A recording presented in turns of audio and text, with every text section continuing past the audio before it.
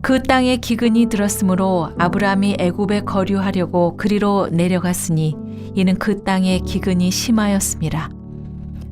그가 애굽에 가까이 이르렀을 때 그의 아내 사레에게 말하되 내가 알기에 그대는 아리따운 여인이라. 애굽 사람이 그대를 볼 때 이르기를 이는 그의 아내라 하여 나는 죽이고 그대는 살리리니 원하건대 그대는 나의 노이라 하라. 그러면 내가 그대로 말미암아 안전하고 내 목숨이 그대로 말미암아 보존되리라 하니라. 아브라함이 애굽에 이르렀을 때 애굽 사람들이 그 여인이 심히 아리따움을 보았고 바로의 고관들도 그를 보고 바로 앞에서 칭찬하므로 그 여인을 바로의 궁으로 이끌어 들인지라. 이에 바로가 그로 말미암아 아브라함을 후대함으로 아브라함이 양과 소와 노비와 암수 나귀와 낙타를 얻었더라. 여호와께서 아브라함의 아내 사레의 일로 바로와 그 집에 큰 재앙을 내리신지라. 바로가 아브라함을 불러서 이르되 네가 어찌하여 나에게 이렇게 행하였느냐? 네가 어찌하여 그를 네 아내라고 내게 말하지 아니하였느냐? 네가 어찌 그를 누이라 하여 내가 그를 데려다가 아내를 삼게 하였느냐?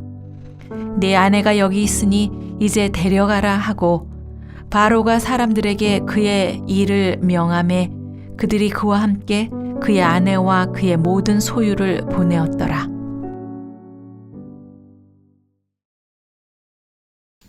우리의 삶에서 가장 큰 행복은 무엇입니까?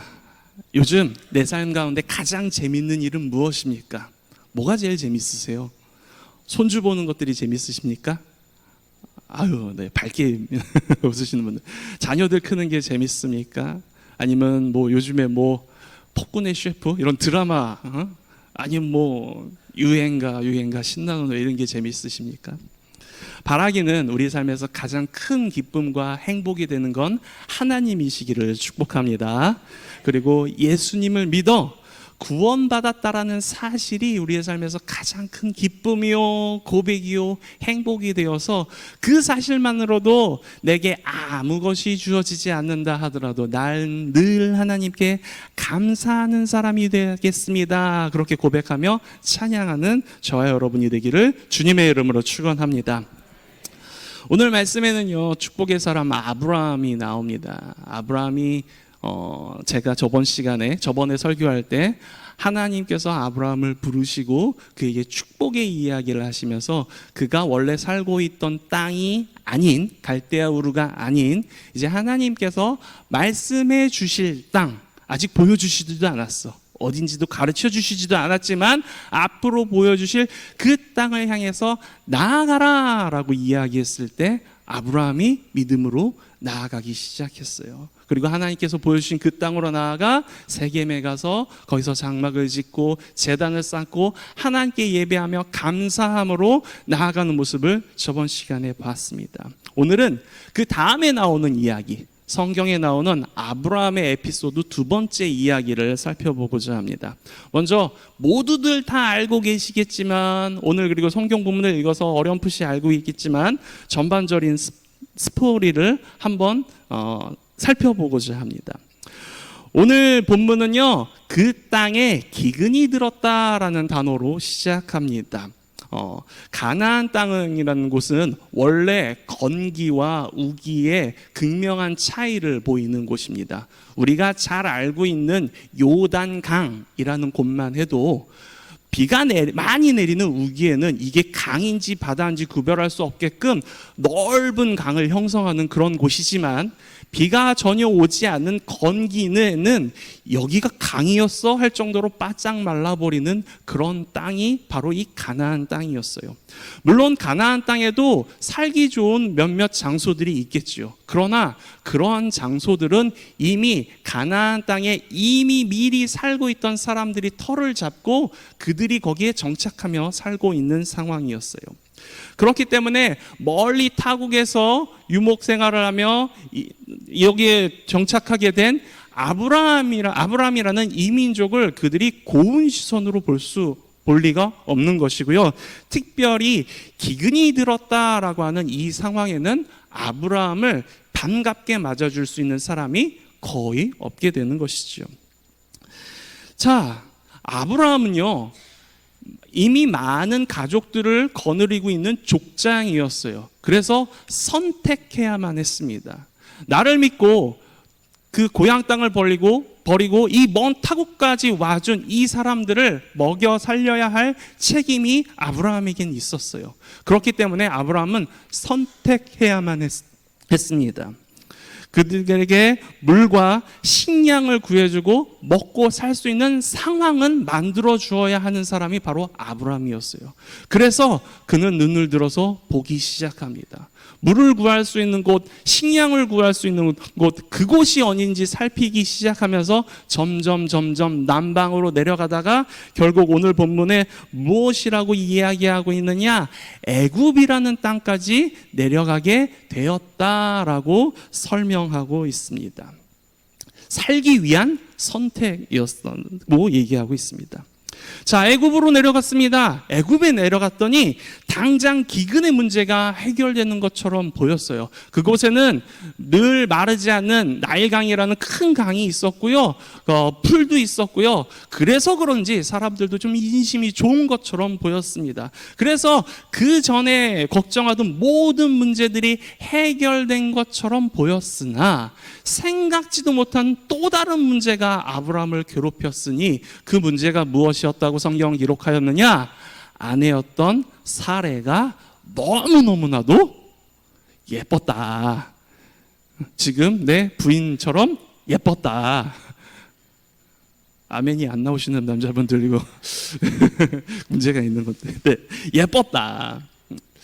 자, 이게 왜 문제가 되느냐? 당시 여자분들 오해하지 말고 들으세요. 당시 여자들은요, 소유물처럼 여겨지는 시대였어요. 그러니까 여자가 누구를 좋아하냐 사랑하느냐 그게 결혼의 기준이 되는 것이 아니라 그를 낳은 아버지 혹은 남자 형제가 그 여자에 대한 주권을 가지고 있을 때였어요. 그렇기 때문에 만약 남편이 되는 사람이 사라져버리면 어떠한 강한 남자라도 싸워서 그 여인을 차지할 수 있는 그런 시대가 바로 이 시대였다라는 것이죠. 그렇기 때문에 아브라함은 두려움을 느낍니다. 아, 내 아내 사라가 너무나도 예쁜데, 미스 코리아 뺨치게 예쁜데, 내가 봐도 예쁜데 남들이 보면 얼마나 더 예쁠까. 혹시나 옆에 있는 다른 남자가 내 아내에게 흑심을 품고 차지하기 위해서 나를 공격하고 나를 때리고 나를 해하고 나를 죽이려고 하면 어떡하지라는 생각이 문득 두려움이 떠오르게 된 거예요. 그래서 이 또다시 생긴 문제를 해결하기 위해서 아브라함이 지혜를 짜냅니다. 그래서 내놓은 해답이 무엇이었느냐?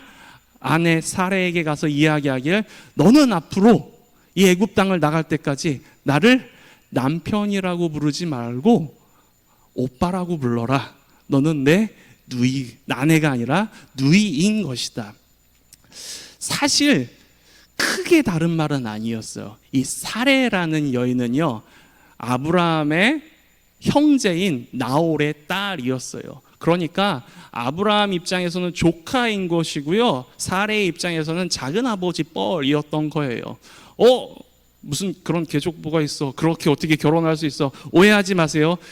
우리나라도 그렇고 세계 많은 곳들이 그 당시에는 친족과 결혼하는 것이 정설이었어요. 왜 우리나라에도 신라나 그 삼국시대, 고려시대만 해도 왕족끼리 결혼하면서 혈통을 보존한다고 하잖아요. 그 사람들도 모르는 민족들이랑 섞여서 결혼하기보다는 알고 있는 친척들이나 혈족끼리 결혼하는 게 정답이었어요.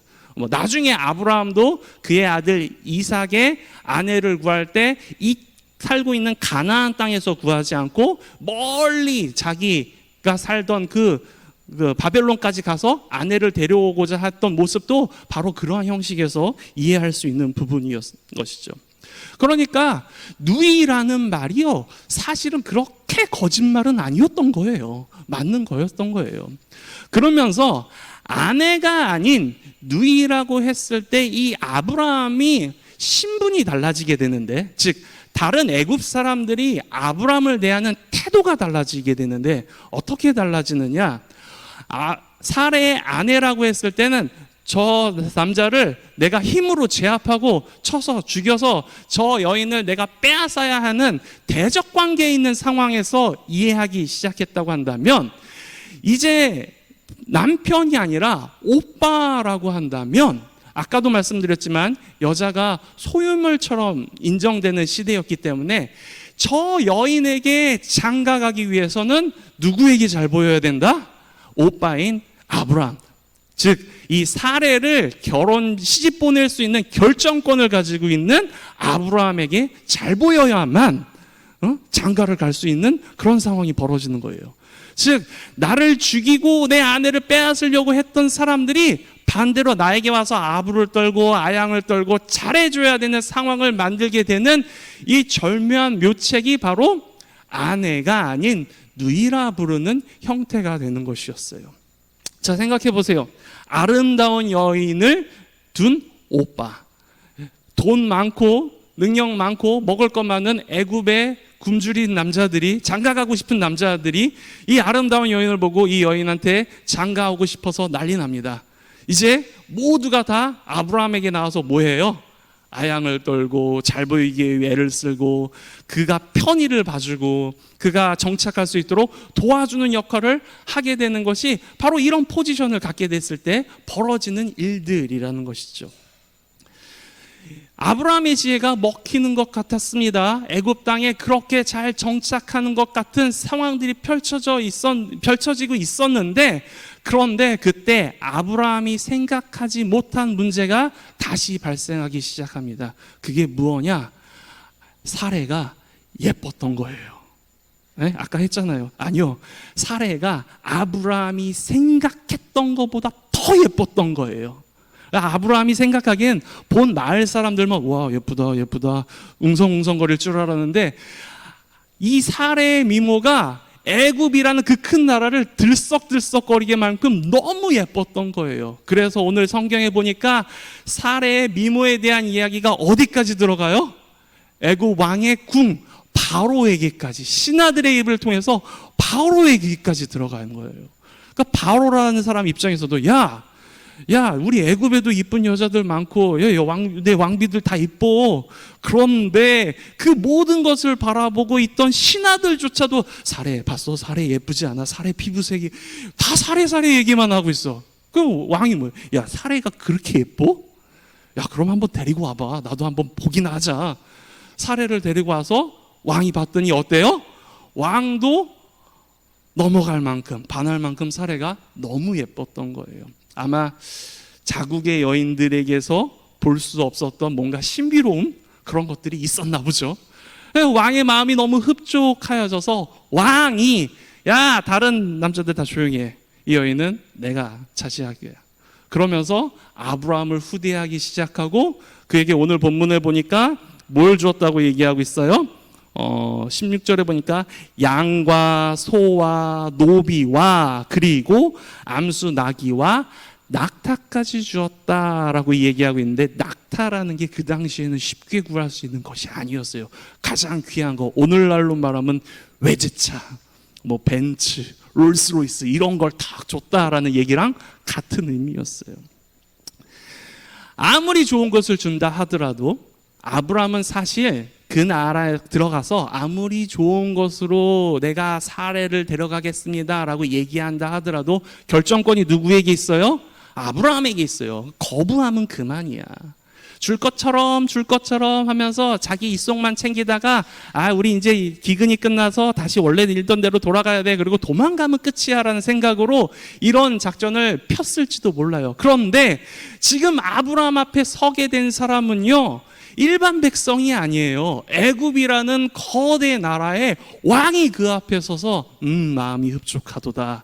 당신의 누이를 내가 왕비로 맡겠소. 무엇을 원하느냐 내가 다 주겠다 라고 이야기하고 있는 이 상황이 아브라함 입장에서는요, 성경은 후대했다라고 기록하고 있지만 여러분 입장을 바꿔놓고 생각해 보세요. 그게 후대로만 느껴지겠습니까? 반대로 압박으로도 느껴졌을 거예요. 혹시나 내 거짓말이 들통나는 날에는, 내가 속였다라는 사실이 드러나는 날에는 내가 온전히 목숨을 유지할 수 있을까? 내가 온전히 살아남을 수 있을까? 이제 사태는 아브라함이 어떻게 할 수 없는, 걷잡을 수 없는 상황으로 커지게 된 거예요. 그러니까 아브라함도 그냥 그게 맞는 것인 것처럼 자기 아내인 사레를 바로의 아내로 들어갈 수 있도록 허락한 것이죠. 성경을 보니까 아내로 맞게 보냈던 것 같아요. 아브라함이 할 수 있는 것은 아무것도 없어요. 그냥 자기의 꾀에 빠져서 내 아내를 뺏긴 꼴이 되어버렸어요. 그런데 그때 성경은 하나님께서 이 일을 용납하지 않고 하나님께서 개입하셨다라고 이야기합니다. 하나님께서 이 일로 인해 바로와 그의 집에 큰 재앙을 내리셨다라고 성경은 기록하고 있습니다. 큰 일이 일어났으니까 바로도 왜 이런 일이 일어났는지 찾아봤겠죠. 그리고 그가 애를 쓰고 애를 써서 결국은 알게 되었습니다. 사실 그가 알게 된 것이 아니라 하나님께서 알게 하신 것이에요. 이게 어떻게 된 일인지, 이게 왜 이렇게 된 일이고, 그래서 이 재앙이 우리 집에 임하게 되었다는 사실을 바로가 알 수 있도록 하나님께서 모든 길을 열어주신 거예요. 그리고 나서 바로는 화가 나서 아브라함을 부릅니다. 그를 책망합니다. 네가 어찌하여 이렇게 하였느냐? 네가 어찌하여 이렇게 거짓을 말하였느냐? 네가 어찌하여 너의 아내를 누이라고 속이고 나에게 시집 올 수 있도록 그렇게 허황된 짓을 저질렀느냐? 질책하고 비난하는 일을 겪게 되는 것이지요. 바로의 입장에서는 잘못한 사람은 아브라함인데 벌 받은 사람은 누구예요? 바로예요. 그러니까 억울해요, 안 억울해요? 더 억울한 상황이 되는 거예요. 그런데 그의 뒤에 누가 있다라는 것을 재앙을 통해서 알게 됐어요.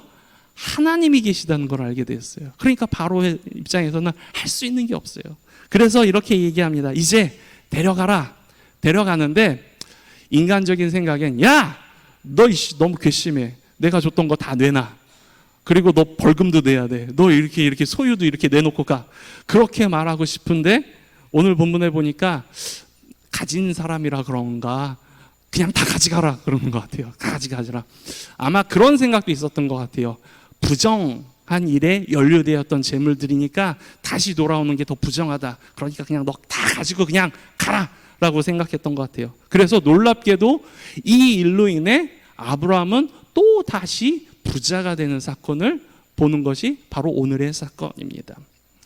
자, 오늘의 사건을 보면서 우리가 생각해 보아야 할 것이 한 가지 있어요. 그게 뭐냐면 왜 하나님의 사람인 아브라함이 세상의 사람으로 비교되는 왜 바로에게 꾸지람을 받고 비난을 받는 상황이 만들어졌는가 하는 것이에요.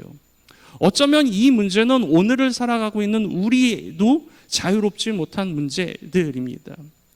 우리 역시 세상에 나아가 보면, 그리고 뭐 요즘 조금 저기 하면 인터넷을 보면은 예수 믿는 사람들, 교회 다니는 사람들에 대한 곱지 않은 시선이 곳곳에서 일어나는 모습들을 볼 수 있습니다.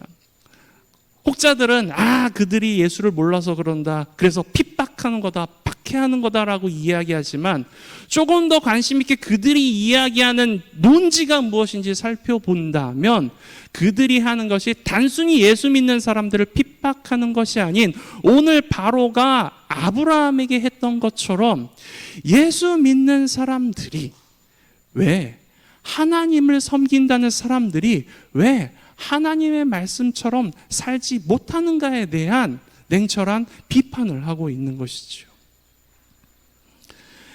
예수라고 하면 교회를 안 다니는 사람들도 떠오르는 단어가 있습니다. 사랑, 믿음, 순종. 그런데 오늘날 교회를 다니고 있는 우리 믿음의 성도들이라고 하는 사람들의 삶의 모습에서 믿음, 사랑, 순종이라는 그 삶의 열매가 맺혀지는 것을 그들이 볼 수 있는가 하는 문제예요. 오히려 반대로 예수 믿는 사람들은 안 그러겠지라고 생각할 수 있는 다툼, 미움, 시기, 질투, 자신의 이익을 따라서 움직이려고 하던 그런 마음들, 불순한 마음들이 더 보이진 않나.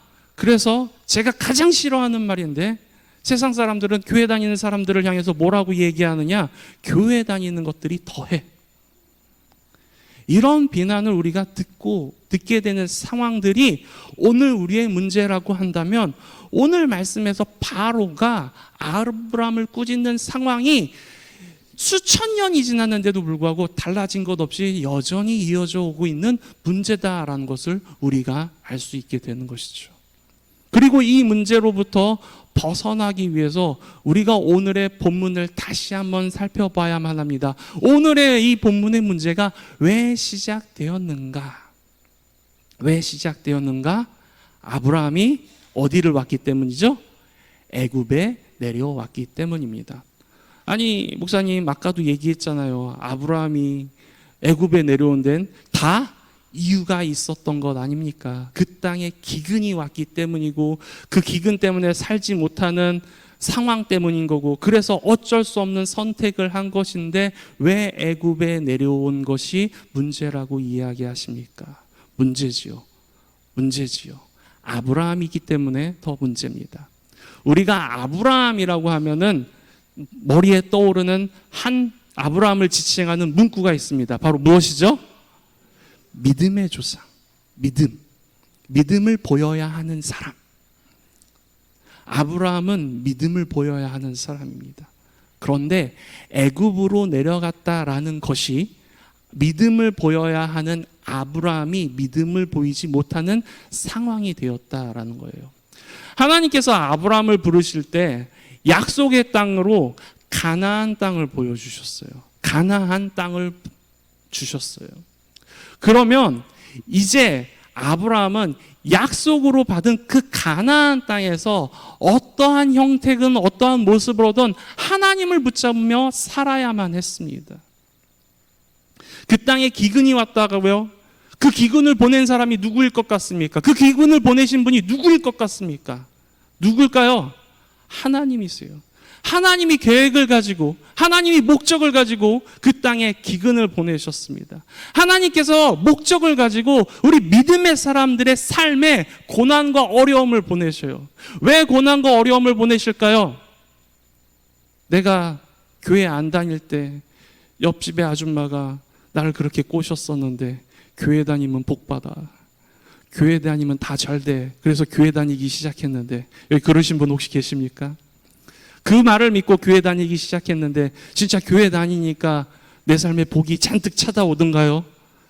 모든 일이 다 잘 되던가요?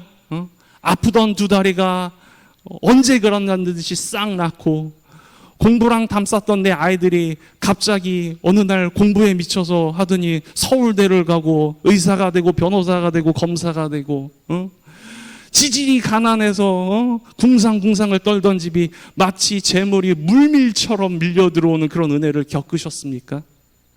아니잖아요. 오해입니다. 어떤 목사님이 그러시는데요, 예수를 믿게 돼서 더 어려워지고 더 고난을 받게 되는 게 오히려 정상이다. 왜 그럴까요? 그 고난을 통해서 하나님께서 우리를 변화시키려고 하시기 때문입니다. 자, 내가 어제까지 예수를 모르던 사람으로 살아가다가 오늘 은혜를 받아서 짠, 교회 나와서 나 예수 믿게 되었어요, 예수님의 사람이 되었어요 라고 이야기하면 내 삶이 확 바뀔까요? 그렇지 않아요. 여전히 삶을 살아가는 것은 이 사람입니다. 하나님의 사람이 된다라는 것은 그런데 그런 게 아니에요. 단순히 교회만 다닌다고 하나님의 사람이 되는 것이 아니라 성경에 보면 하나님의 말씀대로 살아가는 사람, 우리가 너무나도 잘 알고 있는 말씀처럼 내가 아닌 하나님께서 내 삶의 주인이 되시는 삶을 살아가는 게 바로 하나님의 백성, 믿음의 사람들입니다. 하나님께서는요, 이제 오늘 본문에 엄청 뒤에 일이겠지만 모세를 통해서 이스라엘 사람, 그들을 하나님의 백성으로 삼으시겠다고 약속하신 후에도 그들을 40년간 광야를 돌게 하시면서 훈련시키십니다. 뭘로 훈련시키시세요? 구름기둥과 불기둥으로. 아무것도 얘기해 주지 않습니다. 아무 소리도 나지 않습니다. 단지 그 불과 구름이라는 것이 움직이기 시작하면 그들은 모든 것을 다 싸서 따라 이동해야 되고요. 불과 구름이 어느 한 곳에 정착하면 그곳이 물이 있는지 그곳이 그늘이 있는지 그들이 그 먹고 살 만한 곳인지 상관없이 그들은 거기 멈춰 서야만 했습니다. 사람이 살아가는데 필요한 모든 것을 주관하시는 분이 하나님이시고, 하나님께서 그늘이 되어주시고, 하나님께서 물이 되어주시고, 하나님께서 생명이 되어주신다는 것을 이스라엘 백성들에게 가르쳐 주시기 위해, 알게 하시기 위해, 그래서 이제 가나안 땅에 들어가서 그곳에서 살게 되더라도 여전히 그곳에서 얻게 되는 곡식들과 열매들과 과일들을 먹게 되더라도 광야에서 인도하셨던 것처럼 여전히 우리의 삶을 주관하시는 분은 하나님이시라는 것을 그들 가슴속 깊이 심어주기 위해 40년이라는 시간을 훈련시킨 후에야 가나안 땅에 들어가게 하신 거예요. 믿음의 사람들도 마찬가지입니다. 예수 믿게 되었다고 교회 나왔다고 단순히 예수 믿는 사람들이 되는 게 아니라 하나님의 백성이 되는 것이 아니라 훈련을 통해서 내가 어떠한 상황 속에서도 하나님을 바라보고 하나님을 붙잡고 하나님을 따라갈 수 있는 사람으로 훈련이 되어야 하는 것이었어요. 하나님께서 오늘 이야기 처음 시작할 때 이게 아브라함의 에피소드 두 번째라고 얘기해 드렸잖아요.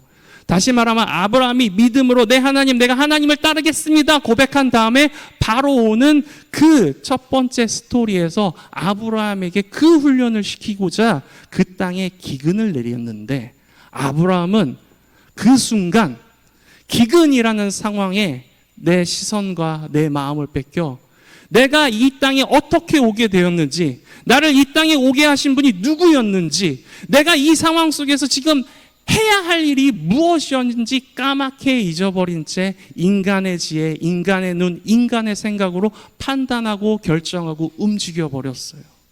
이것이 이 큰 사달을 만들게 된 이유죠. 애굽에서 일들요 마찬가지입니다. 아브라함이 아주 교묘한 지혜를 냈다라고 얘기 드렸잖아요. 근데 그 지혜가 어떻게 됐죠? 모두 수포로 돌아가 봤어요. 그것은 무슨 이야기냐? 하나님께서 아브라함에게 주시는 교훈과 같은 거였어요. 네가 아무리 지혜롭고 현명하게 판단하고 지혜를 짜내고 결정한다 하더라도 그것이 하나님 앞에서 아무런 의미가 없는 무용지물임은, 하나님의 인도하심 없이 하나님께 묻고 기도함 없이 살아가는 그것이라고 한다면 그것이 너를 구원할 수 없다라는 것을 아브라함에게 가슴 깊이 심어주고자 하나님께서 이 일을 이렇게 만들어 가시는 것이지요. 이 일을 통해서 이제 오늘 믿음의 사람들인 우리에게 하나님께서 질문하고 계십니다. 믿음의 사람이라고 이야기하는 우리 동대교회 성도들에게 너는 그런 믿음의 훈련을 받을 준비가 되었느냐? 지금 하나님 앞에 내 믿음을 보이라고 우리의 삶에도 기근을 보내시고 우리의 삶에도 어려움을 보내시고 우리의 삶에도 걱정과 근심을 보내어 내가 이러한 상황 가운데 무엇을 붙잡고 무엇을 누구에게 기도하고 무엇을 향해 나아가는지 내가 보고 알겠다라고 이야기하시는 하나님 앞에 우리가 그동안 보여드렸던 것은 무엇입니까? 하나님을 붙잡으며 기도하며 나아가는 삶을 보여드렸습니까? 잘하셨습니다. 끊임없이 더 하나님께 나아가 기도하십시오. 어려울수록 하나님께 더 나아가 매달리십시오. 하나님께서는 분명 그 음성을 들으시고 우리에게 하나님이 동행하시는 놀라운 은혜를 체험하게 하실 것입니다. 여태까지 혹시 그럼에도 불구하고 내가 하나님의 사람임에도 불구하고 세상적인 시각, 세상적인 방법으로 문제를 해결해 왔던 사람입니까? 혹시 내가 그런 사람이다라고 생각 들거든 지금부터라도 바꾸셔야만 합니다. 내 삶에 어려움이 오는 이유는 하나님께서 나보고 하나님 앞에 엎드리라고 이야기하시는 부르심과 같습니다. 나의 삶에 가장 어려움이 찾아왔을 때 내가 붙잡고 간구해야 할 분, 그분은 바로 예수 그리스도이십니다. 성경 한 구절만 읽고 말씀을 마치고자 합니다. 마태복음 16장 24절입니다. 예수님께서 그 제자들에게 이렇게 이야기하십니다. 이에 예수께서 제자들에게 이르시되 누구든지 나를 따라오려거든 자기를 부인하고 자기 십자가를 지고 나를 따를 것이니라. 예수 그리스도로 인해 구원받은 우리입니다. 우리가 뭔가 잘나거나 능력이 있거나 그래서 구원받은 것이 아니라 온전히 하나님의 크신 사랑이요 그리스도의 순종의 결과로 우리가 구원을 얻게 된 사람입니다. 그렇기 때문에 당연히 우리의 삶은 예수님을 따라가는 삶이 되어야 하는데, 그러기 위해서 먼저 선제되는 조건에 대해서 오늘 저 구절이 뭐라고 이야기하고 있느냐? 나를 부인하고, 즉 내 삶의 주인이 나라는 생각에서, 착각에서 벗어나 내 삶의 주인이 하나님이심을 고백하고, 그래서 하나님께서 내 삶에 기근을 보내시고 어려움을 보내시고 근심과 걱정을 보내셨을 때 내 삶의 주인이 하나님이시니 이 모든 걱정과 염려와 근심을 해결하실 분도 하나님이십니다 고백하며 하나님께 나와 기도하고 찬양하고, 더 나아가 나에게 이 고난과 근심과 걱정을 주신 하나님께 감사하고. 왜 감사해야 할까요? 이것을 통해서 하나님께서 내게 승리를 주실 것이기 때문입니다. 이것을 통해, 이 경험을 통해 내 믿음이 더 성장할 것이기 때문에 그렇습니다. 그것을 믿음의 눈으로 바라보면서 하나님 앞에 나아가는 저와 여러분이 되기를 주님의 이름으로 축원합니다. 기도하겠습니다.